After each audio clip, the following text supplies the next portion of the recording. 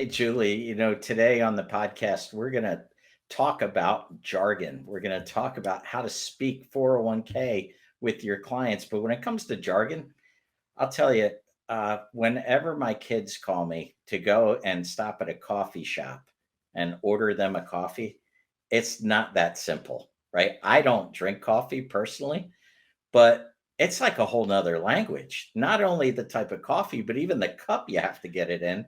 I'm like small, medium, and large. That doesn't exist anymore. It's almost like I don't even know how to communicate. I know you're from the Seattle area, so you must be an expert.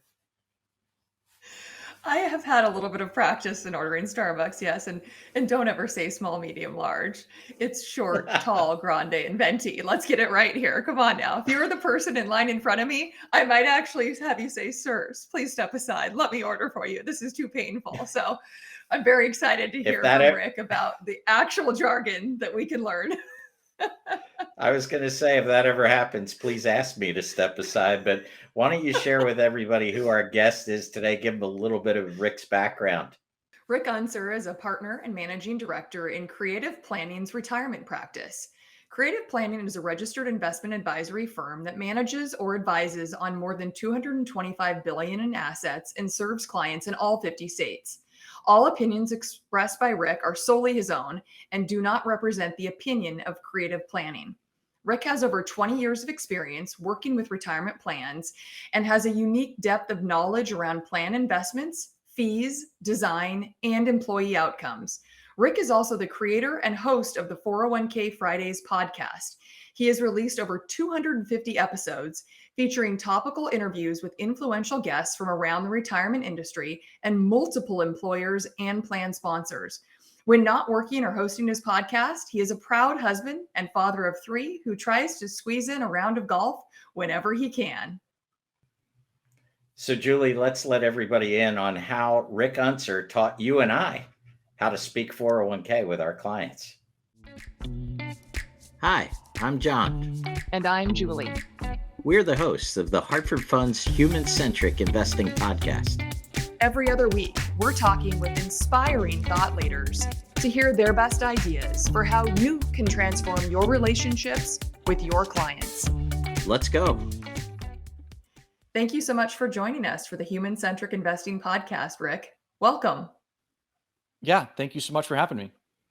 Rick, thanks again for joining us. And, the title of our podcast today is How to Speak 401k with Your Clients. I was joking with Julie earlier that it's kind of like sending me into a Starbucks to order a coffee where I feel like I have to learn an entirely new language. And, sometimes when we start talking about fiduciaries and funding arrangements and so on and so forth, it starts to get confusing. But where I wanted to start are just with some of the basic roles in the plan business. Like sometimes people will throw out the title record keeper or TPA, sometimes a consultant. Can you kind of review some of these players and tell us what a record keeper actually does or a TPA actually does and what resource they offer the financial professional? Absolutely. And I'm with you on the jargon and the language. And one of the features that I do in my podcast from time for time is an episode where I get together with a friend and we call it jumbled gibberish or jargon. And it's, there's so many little words and so many acronyms. And it's like, are they pulling my leg here, or is that really something that exists in the world of 401k? So, believe me, you're not the only one that sees and recognizes just the crazy dialect that's out there in the world of 401k plans. But more specifically, if you look at let's call it the ecosystem of who's involved in 401k plans, the first one that most people tend to start with and is usually there's brands and companies that you'll recognize, is that record keeper role. And as I like to try to explain it, the record keeper is really the participant facing resource or the employee facing resource in the world of 401k. So it's some of the big names like the Fidelities, the Vanguards, the Schwabs, T. Rowe Price, all the way down to a bunch of more local or regional firms that you've probably never heard of, but that doesn't make them bad or inferior in any way. So again, that record keeper, they're really doing all that participant level interaction. So you're going to their website, They're the one they have a call center. They're producing the statements. If somebody needs to change investments or take a loan or a distribution, they're handling all of that work. And again, the record keeper side of it, there's some additional elements to it, but really that core record keeping is just making sure the plan has a good day-to-day valuation and update of what's going on in the participant accounts as the markets are changing and evolving and things like that.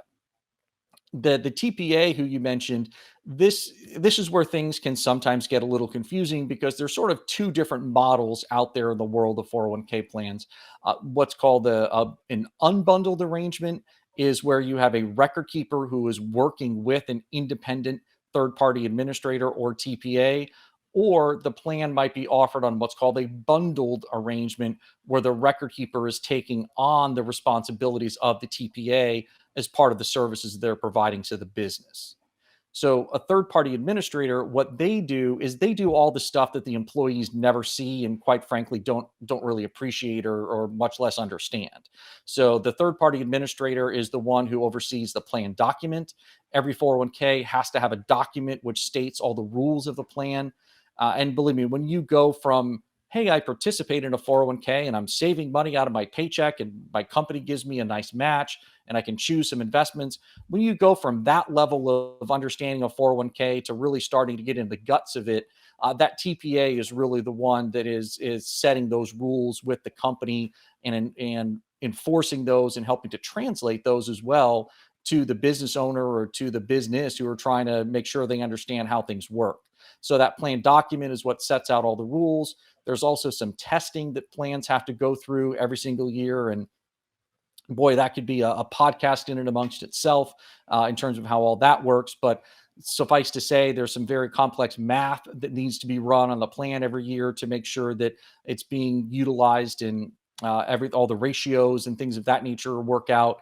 And then also your plan has to file a 5500, which is kind of like a tax return that just discloses some basic facts about the plan on an annual basis. So the third party administrator, that again, that can be an independent group, or that record keeper could be performing those types of functions on their own in that bundled capacity.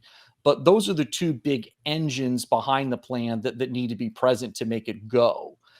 From there, you have folks like I would imagine are listening to this podcast that there could be the consultant or the broker, the advisor. There's a lot of different words that people will identify themselves as or will go by out in the marketplace, or quite frankly, that the employer will refer to them as. A lot of it just depends on, probably their experience or what they might be comfortable with. But that's kind of the third leg in that retirement ecosystem, is a financial professional that is working alongside of the client, of the business, and interacting in some way, shape, or form with the record keeper or third party administrator, either on an annual or periodic basis based on where they want to add value in the given process. Well, my mind is spinning with all of that nomenclature, and I appreciate that education. I think it's so helpful just in wrapping our minds around all of the different roles and key players. For a financial professional that is really interested in this and just doesn't feel proficient in speaking 401k, as we've titled this podcast, what would be some initial resources or some areas that you would encourage a financial professional to tap into just to begin to sort of practice and wrap their own mind around all of these moving parts?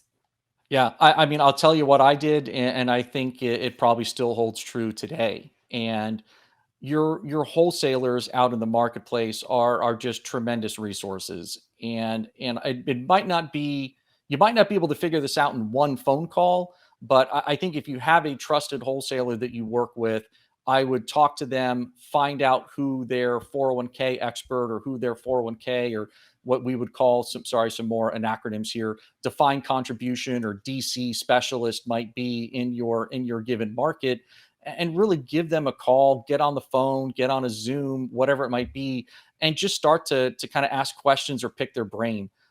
Most people that I come across, they want to teach, they want to help people understand, they're excited to help more people understand how the world of 401k or 403b, how that works, how that functions.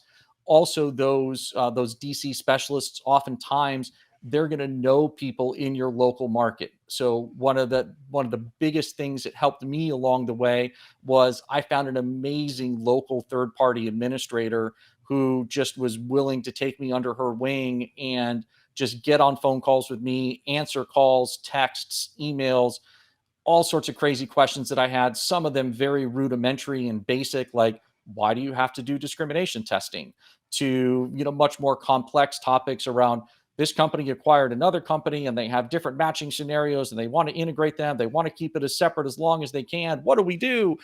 So all sorts of these things are part and parcel to what those third party administrators are very well equipped to handle. And again, they're very passionate. Most of them are very passionate business owners who want to teach and want to see people share in that passion. So I think if you are willing and interested in getting into this business, and or just having a bigger role in your clients, the way that they look at their workplace retirement plans, find that DC specialist, find a local third party administrator, and believe me, they will be more than happy to help teach you the ropes. And then from there, it'll kind of be what you make of it. And it might just be enough to have a kind of a passing knowledge of what's going on so that you can be that proverbial fly in the wall and help in an advisory capacity to help your client make great decisions. Or maybe this is something where you find a passion and you want to become a subject matter expert, and that takes you down a completely different path. So lots of resources out there, but it just starts with one or two phone calls and a willingness to learn. Rick, when it comes more specific to the questions around investing, I know this is an area where we often find a lot of jargon. It seems like instead of letters, all of a sudden we're getting numbers like, 321s. But more recently, hearing things about clients wanting to hold Bitcoin or talking about the role of ESG or default investment options, things like that. How should I, as a professional that I haven't done a lot of plan business, but how do I think about these things as they come at me? And the resources you mentioned, are they the place to turn for these kind of answers or this kind of education? I think so. When it comes to investing, I would really look at probably three places. One would be whoever your own internal broker dealer or registered investment advisor might be, depending upon their size or their scope of what they're doing in that 401k space. There might be some white papers, there might be some other information that's available that would have some topics, or would address some of those topics that you were just asking about. The second space, the DC specialist, as I mentioned, one of the key things that they bring to the market is not just that sort of knowledge that you can learn over a phone call or just a Zoom call or by attending a webinar that they might have, but also they have a lot of people internally that are putting out position papers, white papers, that are speaking or doing or providing other free educational input to help you understand, well, okay, can I have Bitcoin in a 401k plan? Or would it make sense for a client to pursue an ESG strategy? And what does that look like? What does the DOL think about that? How are some of the fiduciary worlds and lawsuits that are going on out there? How are they thinking about ESG or targeting ESG, private equity for that matter, whatever it might be? There's so much great information out there that, again, if you, as I say, just ask the Google, it'll spit a lot of information out. But if you're not quite sure what you're looking at there, then your DC specialists, they can help you interpret. And then the third area, I think, is there's so many attorneys that specialize in the world of 401k plans. And the specific acronym for those attorneys are ERISA attorneys, ERISA. So that's the body of laws, the federal body of laws that govern workplace retirement plans. And so many of these ERISA attorneys, you can find they're putting out great thought papers, they're putting out great information into the marketplace, trying to help clients and committees and advisors and other people that are struggling with these very decisions. They're trying to put out some of their thoughts into the universe on what you should be thinking about as you're considering some of these different investment topics, or you're struggling with what to do in a particular area. It's interesting, Rick, because I hear you explain all of these pieces and parts and how they fit together.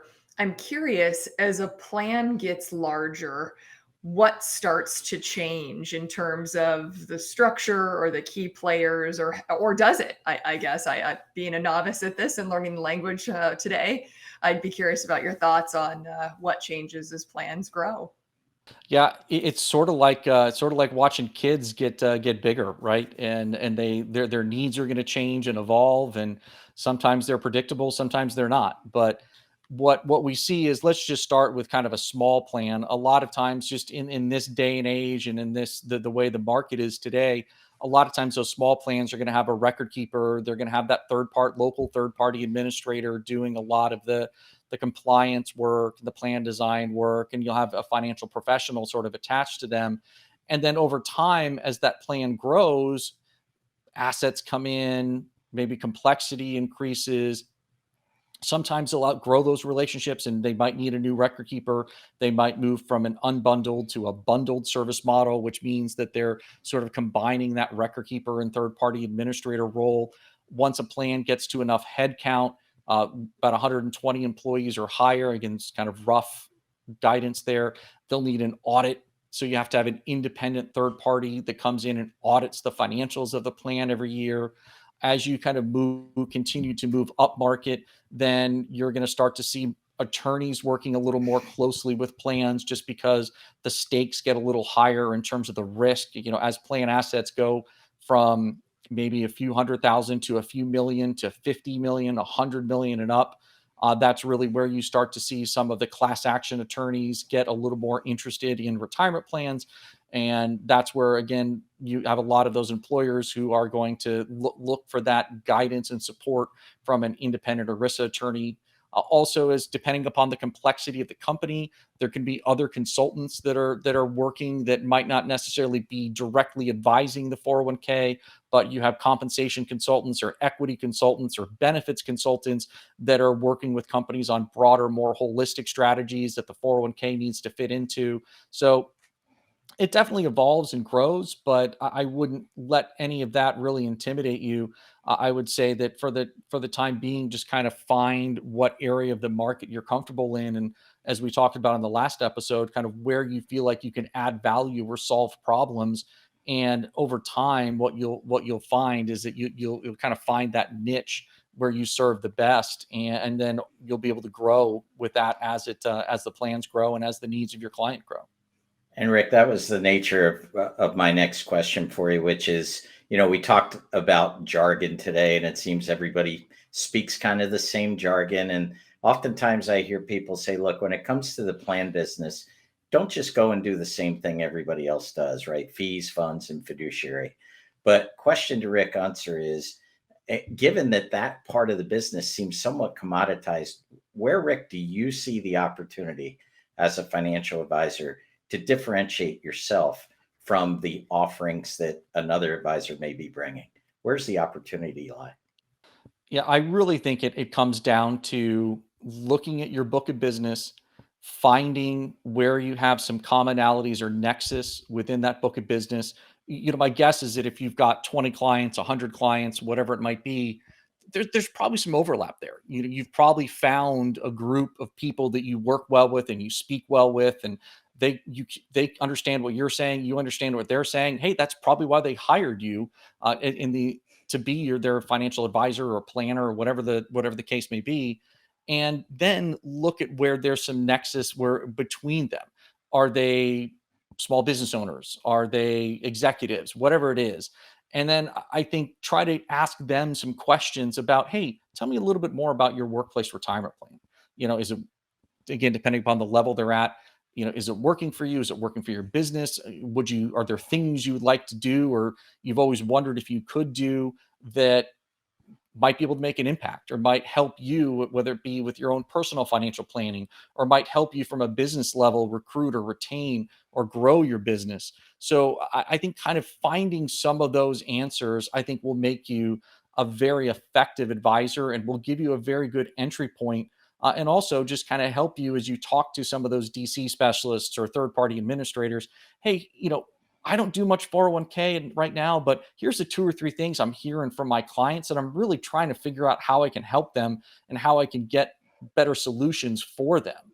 And I think if you do that, that'll give you a much higher rate of success and much more traction with your client. And I mean, quite frankly, a lot of times you're not going to succeed in all cases. But for me, at least, I know with my clients, if I can add value and if I can help them find solutions, then I'm looked at as more of a trusted resource. They're more likely to refer business to me. They're more likely to stay with me over time.